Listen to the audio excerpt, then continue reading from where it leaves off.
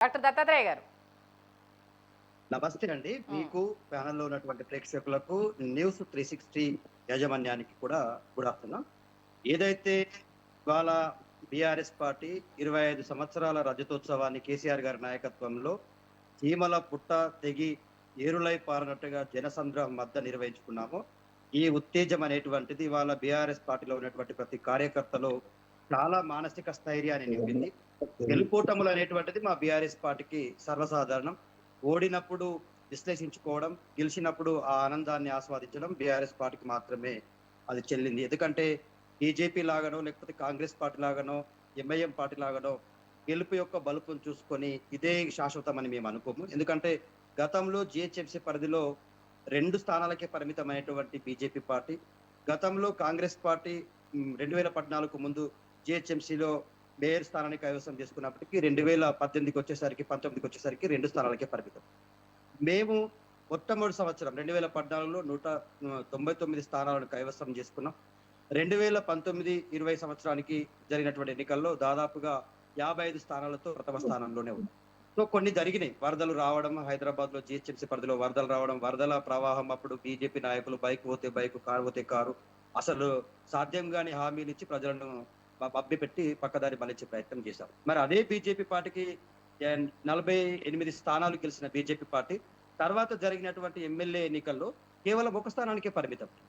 ఇది ఇప్పుడు 44 స్థానాలకు పరిమితమైనటువంటి ఎంఐఎం పార్టీ తన యొక్క 7 స్థానాలు మాత్రమే నిలబెట్టుకోగలిగింది. కానీ బీఆర్ఎస్ పార్టీగా కేసీఆర్ గారి నాయకత్వంలో, కేటీఆర్ గారి నాయకత్వంలో హైదరాబాద్ కు బీఆర్ఎస్ పార్టీ చేసింది ఈ దేశంలోనే హైదరాబాద్ ని ఐటీ రంగంలో ప్రపంచ స్థాయి ఐటీ రంగ సంస్థలకు ధీటుగా హైదరాబాద్ తీర్చిదిద్దడం, విశ్వనగరంగా చేసినాం. ఇప్పుడు మాకున్న విశ్వాసం ఏంటంటే గ్రేటర్ హైదరాబాద్ పరిధిలో దాదాపుగా మాకు 19 మంది ఎమ్మెల్యేలు గెలిచినటువంటి అవకాశం ఉంది. గెలిచిండ్రు. వాళ్ళ యొక్క బలమైనటువంటి నాయకత్వంలో ఖచ్చితంగా జీహెచ్ఎంసీలో జరిగే ఏ ఎన్నికల్లోనైనా కూడా బీఆర్ఎస్ పార్టీది విజయం అనేటువంటిది ఇవాళ మేము విశ్వసిస్తా ఉన్నాం. ఎందుకు అనడానికి ఇక్కడ విషయం ఏంటంటే 1,97,000 మంది సఫాయి కార్మికుల వేతనాలు పెంచింది బీఆర్ఎస్ పార్టీ. జీహెచ్ఎంసీ పరిధిలో ఉన్నటువంటి ప్రతి ఒక్క కార్మికుడి జీతాలు పెంచింది బీఆర్ఎస్ పార్టీ. 54,000 హోంగార్డులు హైదరాబాద్ పరిధిలో ఉంటారు. తెలంగాణ వ్యాప్తంగా ఉన్నటువంటి హోంగార్డుల జీతాలు పెంచడం, ఆశా వర్కర్లు, అంగన్వాడీ వర్కర్ల జీతాలు పెంచడం, వీఆర్ఓలను ప్రభుత్వ ఉద్యోగులుగా గుర్తించడం, వీఆర్ఏలను ప్రభుత్వ ఉద్యోగ స్థాయికి పెంచడం. దాంతో పాటు హైదరాబాద్ లో ఐటీ ఉద్యోగాలు దాదాపుగా 57,000 సామర్థ్యం ఉన్నటువంటి ఐటీ ఉద్యోగాల సామర్థ్యాన్ని 2,41 కోట్లకు పెంచినాం. దాంతో పాటు ఐటీ ఉద్యోగాల సామర్థ్యాన్ని 3,23,000 నుంచి 10 లక్షల ఉద్యోగాలను సృష్టించినాం.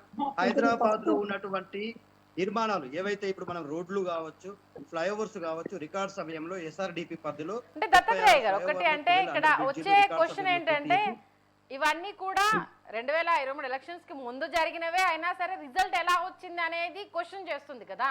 వీటన్నింటికి సంబంధించి కూడా అంటే ఎలక్షన్స్ కి ముందే కదా ఇవన్నీ జరిగాయి. అక్కడ 30 సీట్లు వచ్చిన ఎంపీ ఎలక్షన్స్ దగ్గరకు వచ్చేసరికి ఓటు బ్యాంక్ అనేది చాలా దగ్గర ఒక్క సీట్ కూడా గెలవకపోవడము, అది ఈ ఎలక్షన్స్ అంటే జిహెచ్ఎంసీ మీద ఏమైనా ఎఫెక్ట్ చూపించే అవకాశం ఉందా? ఇక్కడ సీనియర్ నాయకులైనటువంటి కత్తి వెంకటస్వామి గారు ఉన్నారు, విశ్లేషకులైనటువంటి ఉప్ప లక్ష్మీనారాయణ సార్ ఉన్నారు. వాళ్ళిద్దరికి తెలుసు తెలంగాణ ప్రాంతంలో ఎమ్మెల్యే ఎలక్షన్స్ ఒక దఫా జరిగితే ఎంపీ ఎలక్షన్స్ మరో దఫా జరిగింది. అక్కడే ఉన్నటువంటి ఆంధ్రప్రదేశ్ రాష్ట్రంలో ఎమ్మెల్యే ఎలక్షన్స్, ఎంపీ ఎలక్షన్స్ ఒకేసారి జరగడం వల్ల అక్కడ వచ్చినటువంటి ఫలితాలను మనం విశ్లేషించుకున్నాం. ఖచ్చితంగా 2 ఎన్నికల్లో పోయినటువంటి చంద్రబాబు నాయుడు పార్టీ అధికారాన్ని కూటమి నిలబెట్టుకోగలిగింది. దానిలో భాగంగానే అక్కడ ఎంపీ స్థానాల్లో కూడా బలమైనటువంటి విజయాన్ని సాధించింది. సో మాకిక్కడ అదృష్టమో దురదృష్టమో రాష్ట్రంలో ముందు ఎమ్మెల్యే ఎలక్షన్స్ జరగడం వల్ల మేము ప్రధాన ప్రతిపక్షంగా 38 స్థానాల్లో మా బలాన్ని చాటుకున్నాం, నిలుపుకోగలిగాం. అదే ఎంపీ ఎలక్షన్స్ కూడా అదే సమయంలో జరిగి ఉంటే ఖచ్చితంగా మేము కూడా మా ప్రాతినిధ్యాన్ని కానీ మా ప్రభావాన్ని కానీ చూపించే వాళ్ళం. దాని తర్వాత జరగడం వల్ల రాష్ట్రంలో ఎట్లాగో అధికారమే పోయింది అని చెప్పేసి రాష్ట్ర ప్రజలు మరి ఎంపీ ఎలక్షన్స్ లో మా వైపు సీతకనే చూపారు. కాంగ్రెస్ పార్టీకి, బీజేపీ పార్టీకి పెద్ద స్థాయిలో అటు 8 స్థానాలు, ఇటు 8 స్థానాలు గెలిపించారు. తెలంగాణ రాష్ట్రానికి ఒరిగింది ఏంటంటే గుండు సున్నా అని చెప్పేసి అర్థమైపోయింది. మేము ఏమంటున్నామంటే ప్రాంతీయ తత్వం కానీ, ప్రాంతీయ పార్టీల డెవలప్మెంట్ కానీ, రాష్ట్రాల డెవలప్మెంట్ ప్రాంతీయ పార్టీలతోనే జరుగుతుంది. ఎందుకంత స్పష్టంగా చెప్తా ఉన్నాడు, పక్కన ఉన్నటువంటి ఆంధ్రప్రదేశ్ లో ఇవాళ చంద్రబాబు నాయుడు అధికారంలో ఆంధ్రప్రదేశ్ అనేటువంటిది బీజేపీ సపోర్ట్ తో ఇవాళ ఎన్డీఏలో బలమైన కూటమిగా ఉన్నటువంటి బీజేపీ మద్దతు ఉన్నటువంటి పార్టీగా ఇక్కడ అక్కడ డెవలప్మెంట్ అనేటువంటిది అక్కడ చాలా వేగంగా శరవేగంగా జరుగుతా ఉంది. ప్రాంతీయ పార్టీగా మాకు బీజేపీ పార్టీతో కానీ కాంగ్రెస్ పార్టీతో కానీ ఏ పొత్తు లేనప్పటికీ కూడా చంద్రబాబు నాయుడు ఈ యొక్క కుట్రలు ఇక్కడ జరిగినప్పటికీ కూడా కేసీఆర్ గారు చాలా శరవేగంగా తెలంగాణ రాష్ట్రాన్ని దేశంలోనే నంబర్ 1 స్థాయిలో ఉంచాలన్న ఉద్దేశంతో హైదరాబాద్ అనేటువంటిది మనకు రెవెన్యూ హబ్. ఇవాళ అందుకే మేము హైదరాబాద్ కు 24/7 నాణ్యమైనటువంటి విద్యుత్తును ప్రజలకు ఇచ్చినాం, అట్లాగే పారిశ్రామిక రంగాలకు ఇచ్చినాం. 24/7 వాటర్ ఇచ్చినాం. మనం ఎక్కడి నుంచి తీసుకున్నా కూడా ఇవాళ మల్లెడ సాగర్ ద్వారా 50 టీఎంసీల వాటర్ హైదరాబాద్ కు నిరంతరం తాగునీరు. హైదరాబాద్ ప్రజలకు 20 లీటర్ల నీళ్లు ఉచితంగా ఇచ్చినటువంటి పార్టీ బీఆర్ఎస్ పార్టీ.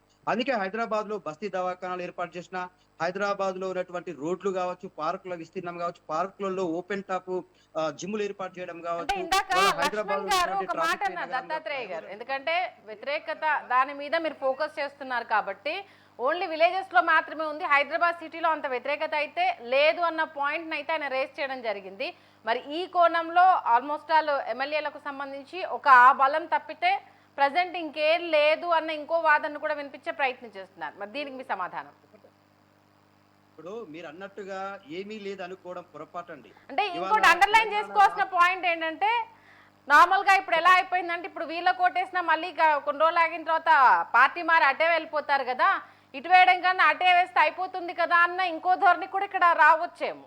ఎందుకంటే last GHMC mayor almost party మారిన విషయం మనం చూసాం కాబట్టి, అప్పటి నుంచి ఎన్ని విభేదాలు ఇవన్నీ మనం చూస్తున్నాం కాబట్టి ఇది కూడా ప్రజల మైండ్ లో ఏమన్నా ఉండే అవకాశం లేకపోలేదంటారా? స్థానిక సంస్థల ఎన్నికలు ఎప్పుడు జరిగినా కూడా అధికార పార్టీకి అగ్రతాంబూలం ఉంటుంది అనేటువంటిది జగమెరిగిన సత్యం. ఎందుకంటే అధికార పార్టీ వైపు ఉంటే ఖచ్చితంగా నేను పెట్టినటువంటి అంటే కార్పొరేటర్ కావచ్చు, సర్పంచ్ కావచ్చు, ఎంపీటీసీ కావచ్చు, జెడ్పీసీ కావచ్చు, నన్ను పెట్టిన ఖర్చులే కావచ్చు, లేకపోతే ప్రజలకు ఏదైనా చేయాలనుకున్నా కూడా ప్రతిపక్ష పార్టీలకు ఇచ్చేటువంటి నిధుల విషయంలో కొర్రి పెడతారు. అధికార పార్టీకి అయితే మనకు రెడ్ కార్పెట్ వేసి నిధులు ఇస్తారు అనేటువంటి ఉద్దేశంతో కొన్నిసార్లు అధికార పార్టీ వైపుకి మొగ్గు చూపింది. ఇవాళ జిహెచ్ఎంసీలో మేము కోఆప్షన్ మెంబర్లతో సహా అధికారాన్ని నిలబెట్టుకున్నప్పటికీ మా మేయర్ అభ్యర్థి ఇవాళ పార్టీ మారిండ్రు. తండ్రి కూతురు ఇద్దరు కూడా పార్టీ మారి ఇవాళ కాంగ్రెస్ పార్టీలో చేరిండ్రు. కొంతమంది అధికారం ఎక్కడుంటే అక్కడ అదే పార్టీ అని కొనసాగే నాయకుల సంగతి వేరు. కానీ ఇవాళ తెలంగాణ రాష్ట్రానికి బీఆర్ఎస్ పార్టీ అధికారంలో లేకపోవడం వల్ల జరిగిన నష్టం ఏంది, 16 నెలలుగా హైదరాబాద్ లో జరుగుతున్నటువంటి విధ్వంసం ఏంది హైదరాబాద్ పేరు మీద. సో ఇవన్నీ కూడా మా బీఆర్ఎస్ పార్టీకి బలంగా ఓటు బ్యాంకుగా మారితే తెలంగాణ రాష్ట్రంలో బలమైనటువంటి 75 లక్షల క్యాడర్ ఉన్నటువంటి బీఆర్ఎస్ పార్టీ ఖచ్చితంగా హైదరాబాద్ అనేటువంటిది మాకు గుండెకాయ. హైదరాబాద్ లో మాకు బలమైన క్యాడర్ ఉంది, బలమైన ఎమ్మెల్యేలు ఉన్నారు. ఖచ్చితంగా మాకున్నటువంటి జిహెచ్ఎంసీలో ఉన్నటువంటి మా బలం కూడా చాలా బలంగా ఉంది. మా కార్పొరేటర్లు గతంలో చేసినటువంటి డెవలప్మెంట్ విషయంలో కానీ, కేటీఆర్ గారి నాయకత్వంలో హైదరాబాద్ లో జరిగిన డెవలప్మెంట్ కానీ ఖచ్చితంగా మళ్ళీ మమ్మల్ని జిహెచ్ఎంసీ ఎన్నికల్లో బలంగా వెళ్తారా సింగిల్ గానేనా? ఎందుకంటే గతంలో ఎంఐఎంతో కలిసి వెళ్ళిన సందర్భం మనం చూసాము.